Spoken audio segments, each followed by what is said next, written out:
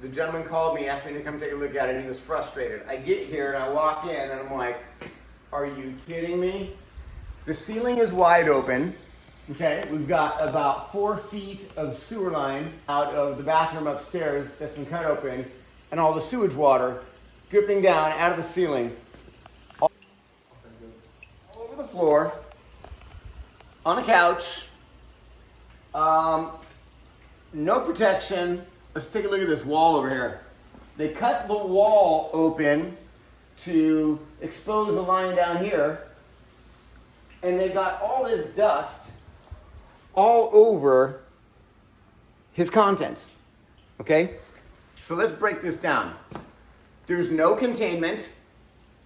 There's no plastic.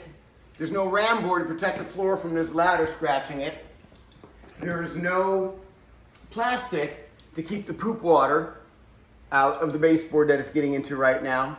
We've got a door open with airflow coming in. We've got high concentrations of bacteria, and I can see mold starting to grow on the drywall.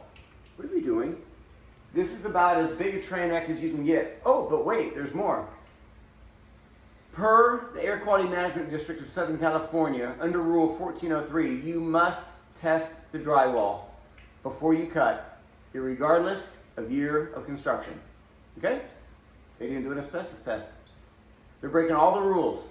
Don't let this happen to you. And the owner told the tenant that he didn't want to open an insurance claim because he had a $5,000 deductible and he could get it done for less. Well, yeah, you can get it done for less when you go with this quality of service and you take a chance on getting sued for a lot more. So don't cut corners. It's not worth it.